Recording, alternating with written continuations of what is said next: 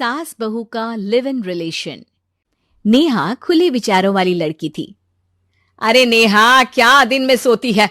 ससुराल में ऐसा नहीं चलेगा, वहां तो काम करना पड़ेगा। काम जितना काम होगा कर लूंगी माँ, पर अगर कोई ये कहे कि सारा आराम छोड़कर सिर्फ काम ही करना है तो ना भी ना, मुझे नहीं करनी शादी। अरे कैसी बात कर रही हो?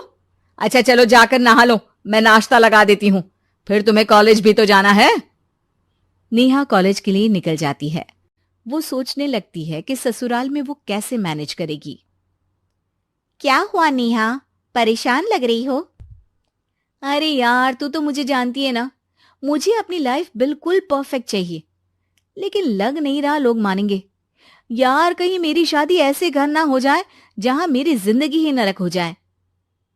अरे मैंने ना कल एक इंग्लिश फिल्म देखी थी, उसमें भी कुछ ऐसी ही समस्या थी हीरोइन की।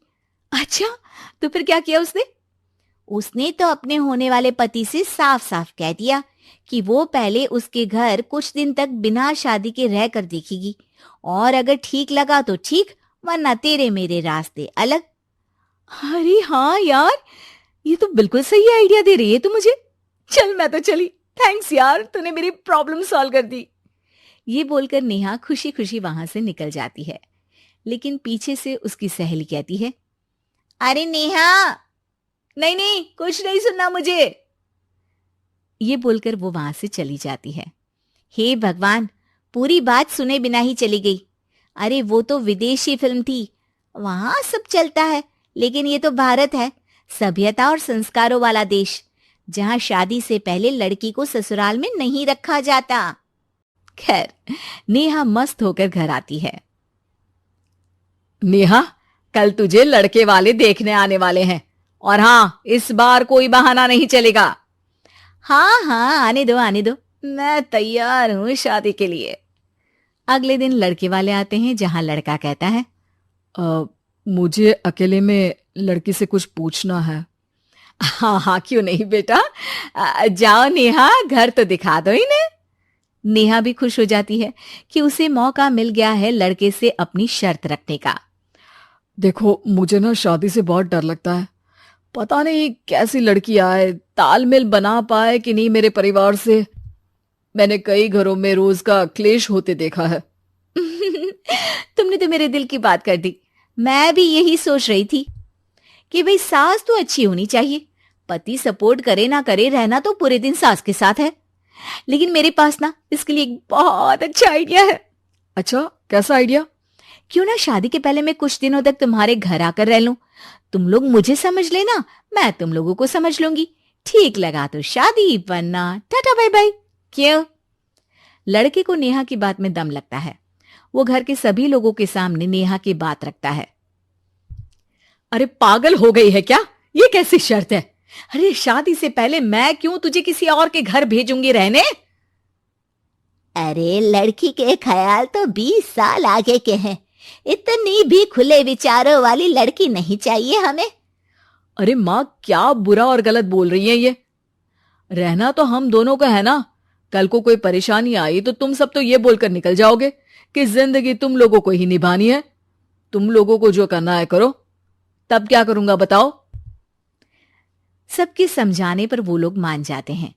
वाह, मैं 2-3 दिनों में पैकिंग कर लूंगी, तो आकर मुझे ले जाना। और नेहा पहुंच जाती है विशाल के घर। आओ आओ, ये रहा तुम्हारा कमरा। इस घर में तुम एज अ गेस्ट रहो, लेकिन माँ तुम्हें बहू की तरह ही ट्रीट करेंगी, और तुम भी उन्हें सास की तरह ही रखना। बस फिर क्या था, शुरू हो जाता है लिव इन सास बहू का ड्रामा।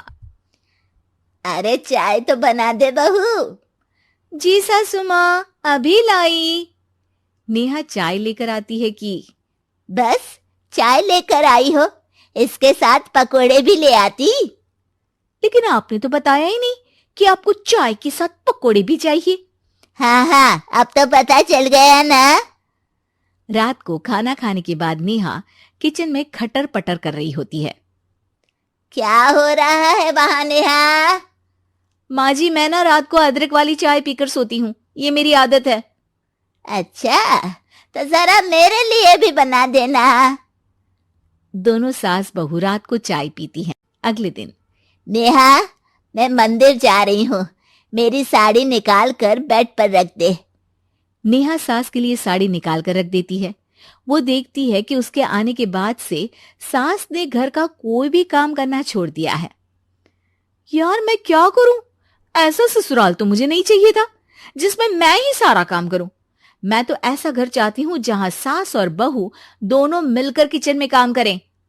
हे भगवान, रात को चाय पी ली, पेट में गैस बन गई, अब तो चला भी नहीं जा रहा है। मुझे तो ऐसी बहू चाहिए जो हेल्थ के प्रति कॉन्शियस हो, क्योंकि वो ठीक रहेगी तभी तो मैं ठीक रहूंगी। दोनों समझ जाती हैं कि वो लोग एक दूसरे के लिए नहीं बने हैं। अगले दिन, नेहा, जरा चाय तो ले आना। नेहा चाय के साथ चिला भी बनाकर ले आती है। सास खा पीकर सो जाती है। अगली सुबह, तेरी बुआ सास आ रही है, उसे मैंने तेरे बारे में बताया है। तभी वहां गंवार से एक महिला आ जाती है। चलो यहां से निकलो, कुछ नहीं है खाने के लिए, जाओ।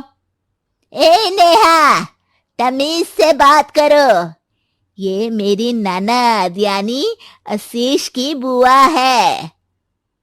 हाय रे दैया, इतनी आकड़ वाली लड़की! अरे यही है ना जो शादी से पहले ही आकर बस गई है यहाँ पर। बस नहीं गई हूं, बसना है या नहीं ये डिसाइड करने आई थी, लेकिन इन लोगों के रिश्तेदार इतने गंवार हैं तो मैं तो ना कर रही इस घर में शादी। अरे भाभी, और क्या कमी थी हमारे आशीष में जो आपने ऐसी लड़की की शर्तों को मान लिया? अरे वो तो आशीष के कहने पर मैं झुक गई, वरना ऐसी लड़की को तो मैं घर में घुसने भी ना दूं। ए हेलो, ऐसी लड़की कैसी लड़की? हाँ, बिना समझे बुझे शादी कर लूं? अब तो समझ गई ना कि हम लोग गांव के हैं। भाभी को खाट पर सोना और रिश्तेदारों का गांव से आना जाना तो लगा ही रहना है इस घर में। हाँ हाँ, मैं तो किसी मॉडर्न घर में शादी करूंगी। ये बोलकर नेहा वहां से चली जाती है। अपने घर में आकर नेहा कहती है, ना मां ना, लिव इन में रहकर देख लिया, ये गांव के लोगों का कोई भरोसा नहीं है। खैर, नेहा की शादी एक मॉडर्न घर में हो जाती है, जहां सास कहती हैं, हे नेहा, मैं टेनिस खेलने जा रही हूं, आओ तो जूस बनाकर रखना, और हाँ, वॉलनट्स और ओट्स भी बना लेना। जी मां।